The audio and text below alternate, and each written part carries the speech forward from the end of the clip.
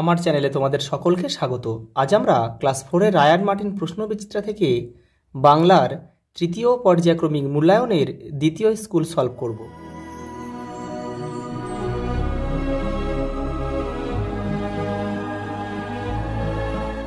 দেখো 2 নম্বর স্কুল। প্রথম প্রশ্ন দেখো কি শূন্যস্থান পূরণ করতে দিয়েছে। দেখো টেরানোভা একটি জাহাজের নাম। দক্ষিণ মেরু অভিযান থেকে কিন্তু এটা প্রশ্নটা রয়েছে। দেখো শুশুককে ইংরেজিতে বলে ডলফিন। কাঁদিছে তব চরণতলে ত্রিংশতি কোটি নরনারী গো। পরেরটা দেখো, প্রথমে ট্রাম চলতো ঘোড়ায়। পরেরটা দেখো, ক্যাপ্টেন স্কটের মৃতদেহের সঙ্গে তার ডায়েরি পাওয়া যায়। সুনীল গঙ্গোপাধ্যায় নীল লোহিত ছদ্মনামে বই লিখতেন। পরের প্রশ্ন দেখো, রান্নাঘরে গিয়ে যতীন কিসের জন্য উৎপাত করত? আঠা। কে মিটিমিটি চায়? চাঁদ। ভারতলক্ষ্মীর চরণতলে কারা কাঁদছে? 30 কোটি নরনারী। অজিত দত্ত রচিত এই একটি বইয়ের নাম হচ্ছে পাতালকন্যা। পরের প্রশ্ন দেখো, কাকাবাবু সমগ্র কার রচনা? সুনীল গঙ্গোপাধ্যায়। দক্ষিণ মেরু অভিযান যাত্রাপথে কটি কুকুর নেওয়া হয়েছিল? 19টি। পরের প্রশ্ন দেখো, প্র্যাকটিস শব্দের অর্থ হচ্ছে অভ্যাস। কন্ট্রোলের দোকান বলতে তুমি কি বোঝো? দেখো আমরা কি বুঝি? রেশনের দোকান, যেখানে প্রতি মাসে 1 থেকে 2 বার করে কিন্তু কম পয়সা বা ফ্রিতে আমরা চাল গম আটা পাই, সেটা হচ্ছে কিন্তু কন্ট্রোলের দোকান। কিন্তু স্বদেশের যুগে কন্ট্রোল বলতে কিন্তু আগে ধুতি আর শাড়ি দেওয়া হতো। দক্ষিণ মেরু যাত্রায় স্কটের একজন সঙ্গীর নাম লেখো। স্যাকলটন, স্যার আর্নেস্ট স্যাকলটন পুরো নাম। তোমাদের পাঠ্য বইয়ের একজন বিখ্যাত সুরকার গীতিকার ও গায়কের নাম হচ্ছে রবীন্দ্রনাথ ঠাকুর। পরের প্রশ্ন দেখো, বাতাসী নদীর বর্ণনা দাও। দেখো তোমাদের বইয়ের 153 নম্বর পৃষ্ঠাতে উত্তরটা রয়েছে। এই যে দেখো, ছোট নদীটা খানিক দূর গিয়ে একটা বড় নদীতে মিশেছে। সেই নদীর নামও খুব মিষ্টি, বাতাসী।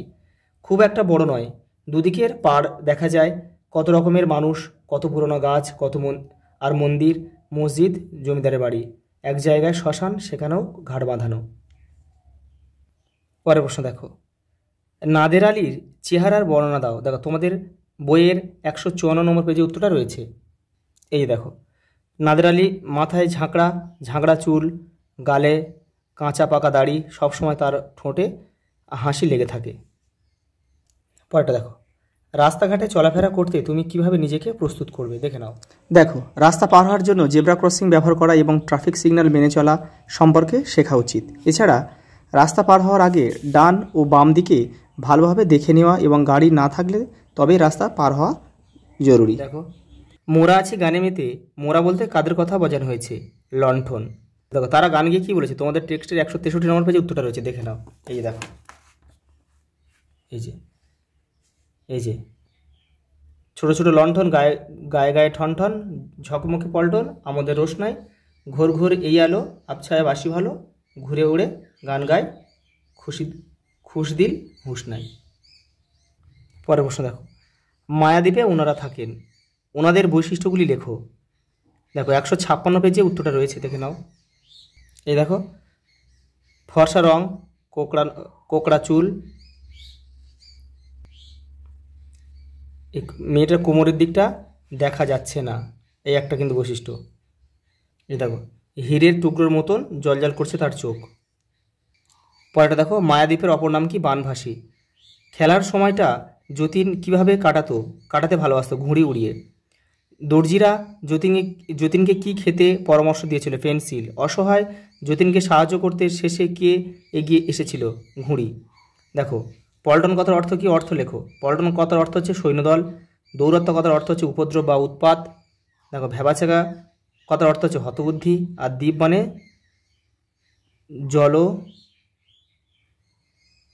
জলবেষ্টিত।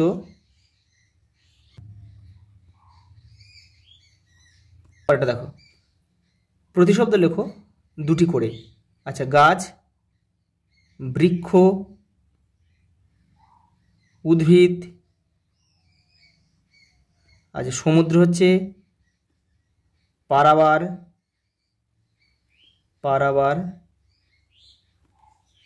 দরিয়া।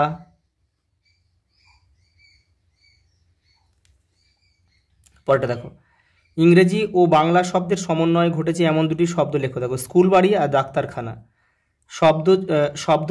যুগলের অর্থ লিখে বাক্য গঠন করো। দেখে নাও।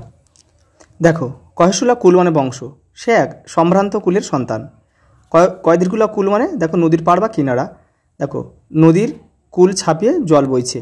দেখো কোমল, কমল আর কোমল, কমল মানে পদ্মফুল। দেখো পুকুরে অনেক কোমল ফুটেছে। আর কোমল মানে নরম বা মৃদু। দেখো শিশুর ত্বক খুব কোমল হয়।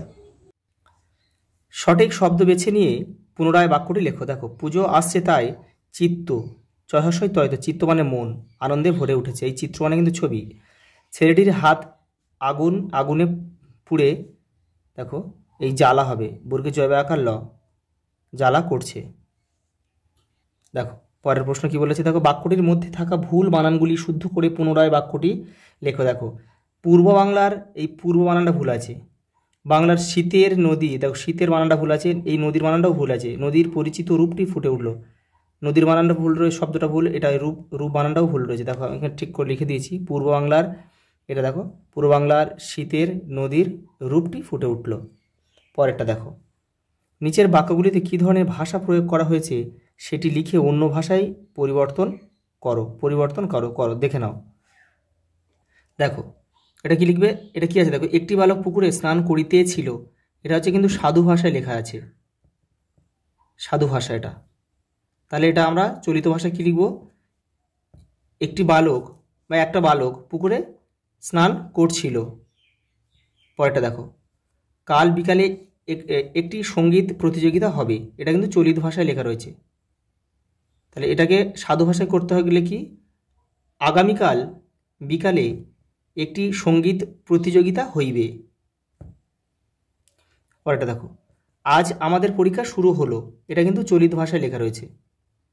আচ্ছা এটাকে আমরা সাধু ভাষায় লিখব। তাহলে আজ আমাদের পরীক্ষা আরম্ভ হইল, এটা লিখতে হবে। এটা এখানে লিখে দিচ্ছি, জায়গা রয়েছে। আজ আমাদের পরীক্ষা আরম্ভ হইল লিখতে হবে, কিন্তু আরম্ভ হইল। পরেরটা দেখো, বার্ষিক পরীক্ষার প্রস্তুতি কেমন হয়েছে তা জানিয়ে বাবাকে একখানি পত্র লেখো। দেখে নাও। পরেরটা দেখো, অনুচ্ছেদ লেখো, তোমার প্রিয় একজন মহাপুরুষ।